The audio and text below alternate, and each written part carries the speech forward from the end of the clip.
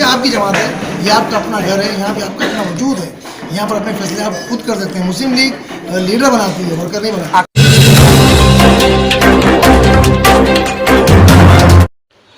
अस्सलाम वालेकुम, मैं हूं असलम शेख। आप देख रहे खबरें Hind news. Indian Muslim league की पार्टी की ओर से मुंबई के चेंबूर परिसर में हुई बड़ी पैमाने पे प्रेस कॉन्फ्रेंस। इस प्रेस कॉन्फ्रेंस में पार्टी के सभी लोग शामिल थे, जैसे कि एमपी लोकसभा के ईटी मोहम्मद बशीर साहब, Abdul Hameed Sahil state general secretary, MP Abdul Samad Samadani national secretary, Anees Khurram state president, Aslam Mulla state vice president, ऐसे के तमाम लोग शामिल थे। और इस प्रेस कॉन्फ्रेंस में बताया गया है किस तरीके से आने वाले इलेक्शन को लेकर बात हुई है और काफ़ी मुद्दों को लेकर बात हुई है।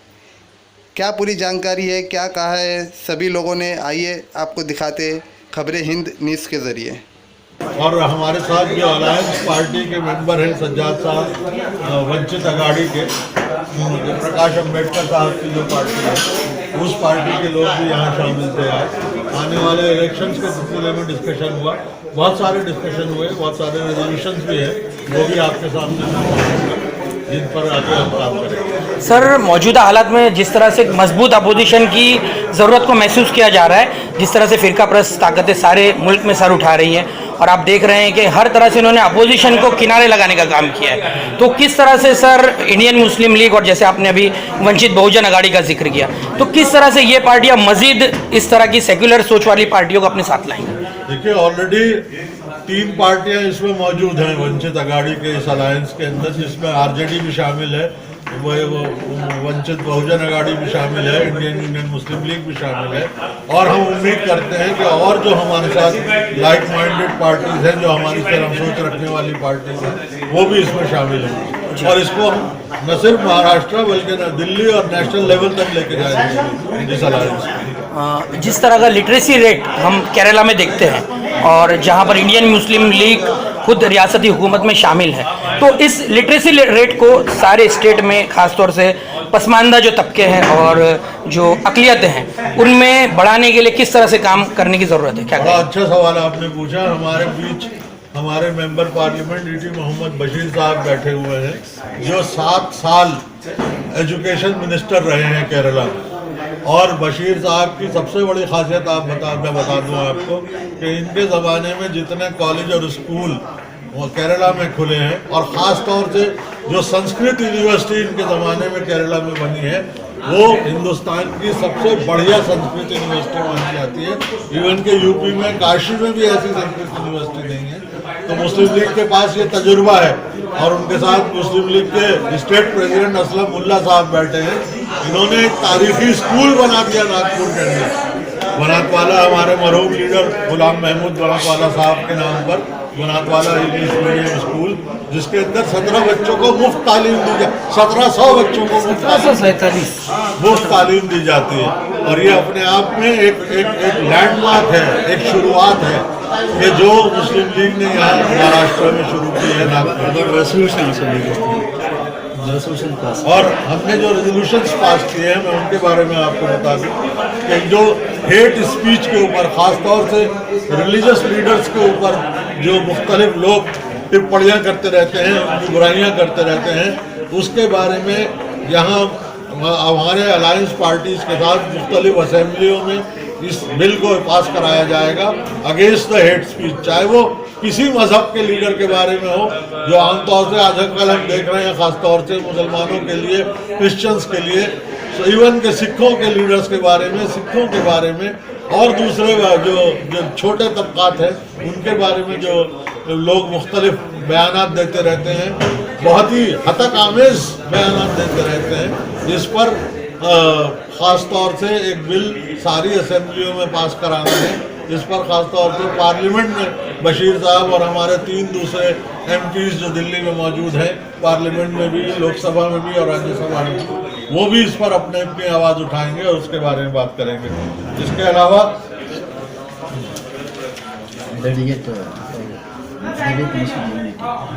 दलित मुस्लिम यूनिटी के ऊपर काम करने की ज़रूरत है। हम ऑलरेडी उस पर काफ़ी आगे बढ़ चुके हैं। और नेशनल लेवल पर इसके ऊपर हमारा काम करने का प्रोग्राम है जो अलायंस पार्टीज हैं उनके साथ। इसके अलावा वक्फ के मामला, खासतौर से आपके महाराष्ट्र में अगर देखें तो वक्फ का बहुत बुरा हाल है। वक्फ की जायदादें खुर्द-बुर्द की जा रही हैं, कोई वक्फ का कोई चेयरमैन ही नहीं बना आज तक। और यहाँ पर हम सरकार को मजबूर करेंगे कि वक्फ का मैनेजमेंट सही तरीके से हो, वक्फ का काम बहुत अच्छे तरीके से चले जिस तरीके से होना चाहिए। और उसी वक्त के काम से मुसलमानों का और बैकवर्ड्स का बहुत काम हो सकता है, जिसके लिए सरकार को एक पैसा भी खर्च करने की ज़रूरत नहीं है। मगर हम अपने वक्त को अगर मैनेज कर लें तो ये सारे काम हमारे बड़े आसानी से हो सकते हैं। तो ये रेजोल्यूशंस भी आज की इस मीटिंग में हमने पास किया। और 5% रिजर्वेशन जिसकी बात होती रहती है बार बार, उस पर हम खास तौर से सरकारों को पुश करेंगे कि बैकवर्ड्स को, मुसलमानों को 5% रिजर्वेशन पूरे हिंदुस्तान में कम से कम मिलना चाहिए। कुछ स्टेट्स में ऑलरेडी है, मगर बाकी स्टेट्स में क्यों नहीं हो सकता, ये बात समझ में नहीं आती। आर्टिकल 25 हाँ, खास तौर से आर्टिकल 25 जो बशीर साहब फरमा रहे हैं, उसके ऊपर उसका इंक्रोचमेंट हो रहा है। Right to live the way I want to be, जो मुझे खाना है, जो मुझे पहनना है, जिस तरह मुझे रहना है, जिस मजहब पर चलना है, हमारा कॉन्स्टिट्यूशन, हमारा संविधान उसकी हमें इजाज़त देता है। मगर ये सरकार, खास तौर से बीजेपी सरकार, ये उसके लिए मुसलमानों को, दलितों को, पिछले दूसरे तबकात को, माइनॉरिटीज़ को मुस्तकिल इस पर परेशान करती रहती है। अब हिजाब का मामला ही देख लें आप, चाहे और दूसरे मामला देख लें आप, इन सारे मामला के अंदर हम सब मिलकर, हमारी जो साथी जमात हैं वो मिलकर सब काम करेंगे। और ये हमारा रेजोल्यूशन आज का है। अब्दुल हमीद साहिल साहब, जो यहाँ पर आज इंडियन यूनियन मुस्लिम लीग की जो मीटिंग रखी गई थी और यहाँ पर रियासती सतह पर जो कमेटी का यहाँ पर रिवाइव किया गया, उस ताल्लुक से आप क्या बताना चाहेंगे?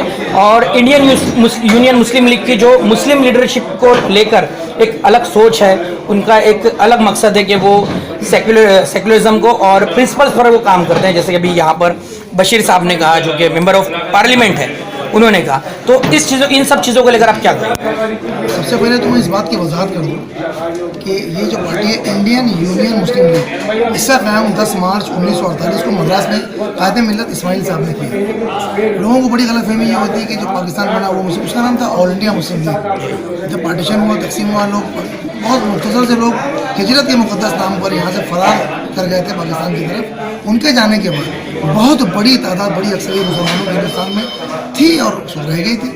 अब उनके आगे जो मुस्तकबिल में क्या हालात होने वाले थे, इसके पेश नज़र कायदे मिल्लत इस्माइल साहब ने 10 मार्च 1948 को मद्रास में इंडियन यूनियन मुस्लिम लीग का क़याम किया। उसका मकसद यही था कि मुस्तकबिल में जब एक बड़ी आबादी जो मुसलमानों की है, उनके साथ जो मसाइल दरपेश होंगे, उनको एक सियासी प्लेटफॉर्म चाहिए रहेगा वो मसाइल को हल करने के लिए।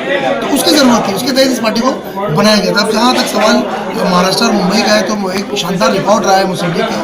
यहाँ पर MLAs भी रहे हैं, कारपोरेशन में सीटें भी रही हैं। मुंबई में तकरीबन 14 से लेकर 21 सीटें तक आ चुकी हैं। स्टैंडिंग कमेटी के चेयरमैन भी मुस्लिम लीग के रह चुके हैं और 2 MLAs भी रह चुके हैं। और उसके अलावा नांदेड़, नासिक, मालेगांव, भिवंडी, शोलापुर, नागपुर और औरंगाबाद, इस तरह के और जो इलाके हैं वहाँ पे भी मुस्लिम लीग की सीटें नगरसभा की शक्ल में रह चुकी हैं। कुछ मामला ऐसे हुए कि ठीक है, हर पार्टी में उतार चढ़ाव होता है। हम देख रहे हैं कि बहुत सी नेशनल पार्टियाँ जो है आखिरी सांस ले रही हैं, आखिरी इसकी कगार पे आ चुकी हैं। तो मुस्लिम लीग बहरहाल वापस से यहाँ पे स्टेट कमेटी बुलाई गई आज, और नेशनल तमाम जितने जो लीडर हैं वो आए थे यहाँ पर, और नए सिरे से इस पर रूप होगी गई है। नेशनल पार्टीज़ की आपने बात की, तो देखते आ रहे हैं कि नेशनल पार्टीज़ में आज भी दागी उम्मीदवारों की कमी नहीं होती, दागी नेताओं की कमी नहीं होती, क्रिमिनल रिकॉर्ड्स थे उनके। लेकिन जब आप आज बशीर साहब ने जी सलाम को जब वो इंटरव्यू दे रहे थे, उन्होंने कहा कि हम लॉयर्स, डॉक्टर्स, इंजीनियर्स और टीचर्स, ऐसे लोगों को यहाँ पर जोड़ेंगे। तो इस ताल्लुक से ये जो इंडियन यूनियन मुस्लिम लीग की जो ये स्ट्रेटेजी है कि ज़्यादा से ज़्यादा पढ़े लिखे लोगों को जोड़ा जाए, जो कानून को भी समझे, संविधान को भी समझे, इस ताल्लुक से आप क्या मैसेज देंगे? केरला वाहिद रियासत है हिंदुस्तान की जहाँ पर 100% तालीमी, वहाँ पर जो है शरह जो है वो है 100% लिटरेसी वहाँ पर है। और हम देखते हैं कि चूँकि वहाँ मुस्लिम लीग है, हमेशा मुस्लिम लीग वहाँ सरकार में शामिल रही है, कांग्रेस के साथ मिलकर, कम्युनिस्ट के साथ मिलकर, तो CM तक रह चुका है मुस्लिम लीग का। तो वहाँ की जो बड़ी पोर्टफोलियोज होती है मिनिस्ट्री की, वो मुस्लिम लीग के पास होती है। अभी खुद जो हमारे मेंबर ऑफ पार्लियामेंट यहाँ तशरीफ फरमा, जिनसे आपने बात की है, AT मोहम्मद बशीर साहब, जो नेशनल ऑर्गेनाइज सेक्रेटरी भी हैं, वो खुद 7 साल तक एजुकेशन मिनिस्टर रहे हैं केरला में। तो एजुकेशन की सतह पर केरला में काफ़ी काम किया गया। उसकी वजह ये थी कि जो हमारी कौम पढ़ लिख जाएगी तो जाहिर सी बात है पढ़े लिखे नौजवान ही सियासत में हिस्सा लेंगे, जिसमें डॉक्टर्स होंगे, इंजीनियर्स होंगे या अदर फील्ड के होंगे, तो वो आगे बढ़कर मिलत का काम और मुल्क का काम अच्छे अंदाज में करवाएंगे, मुल्क में मिलत का नाम रोशन करेंगे। यही मुस्लिम लीग यहाँ भी चाहती है।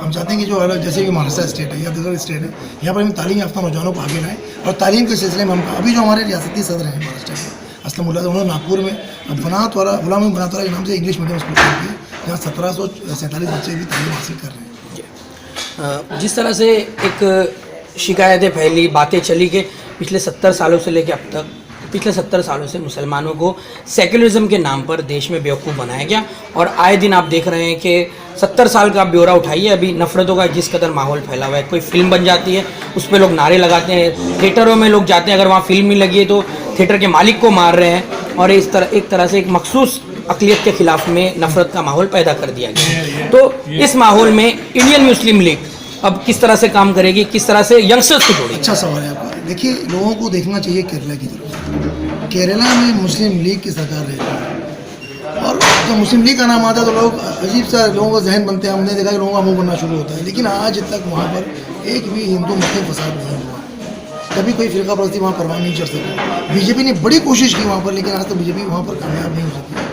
तो ये जो हेट का जो माहौल फैलाया जा रहा है, नफरत का जो माहौल फैलाया जा रहा है, इसके पीछे क्या मकसद कार फरमा है वो आप लोग अच्छी तरह समझ रहे हैं कि एक मखसूस पार्टी क्या करना चाहती है देश में, 2024 के बाद क्या करना चाहती है, उसका एजेंडा खुला और साफ है। मुस्लिम लीग का शुरू से मिशन रहा है कि ये मुल्क सबका है। और एक मैं आपको मिसाल दूँ कि एक नहर बह रही थी, उससे किसी ने कहा कि तुम जाके समंदर में क्यों नहीं मिल जाती? उस नहर ने बड़ा अच्छा जवाब दिया। उसने कहा कि समंदर में जाके मिलकर खारा होने से बेहतर है मैं नहर हूँ और अपना पानी मीठा रहूँ। तो मैं अपने नौजवानों को ये पैगाम देना चाहूँगा कि ठीक है, अदर पार्टियाँ भी हैं, जाना चाहिए, लेकिन वहाँ जाकर हमारी शनाख्त कहीं ना कहीं ख़त्म हो जाती है या फिर मातात हो जाती है। ये आपकी जमात है, ये आपकी जमात है, ये आपका अपना घर है, यहाँ पे आपका अपना वजूद है, यहाँ पर अपने फैसले आप खुद कर सकते हैं। मुस्लिम लीग लीडर बनाती है, वर्कर नहीं बनाती। आखिर में आपसे ये पूछना चाहूँगा, आपने एक नहर की बात की अभी, तो जिस तरह से बीजेपी की जो पोजीशन है समंदर की, तो क्या मुस्लिम लीग की ये नहर इस खारेपन को कम कर पाएगी? अल्लाह का निज़ाम है कि आपने देखा होगा अक्सर आजकल तो सोशल मीडिया बहुत उरूज पर है, कुछ इस तरह के वीडियोस भी आते हैं कि 2 कलर का पानी है लेकिन वो मिलता नहीं। ये अल्लाह का निज़ाम है। तो अल्लाह ने मुस्लिम लीग में वो ताकत रखी, वो तासीर रखी है कि मुस्लिम लीग की तासीर मीठी रहेगी, वो कभी खारी नहीं बनेगी। और मैं इस तरह की पार्टी ने कभी समझौता नहीं।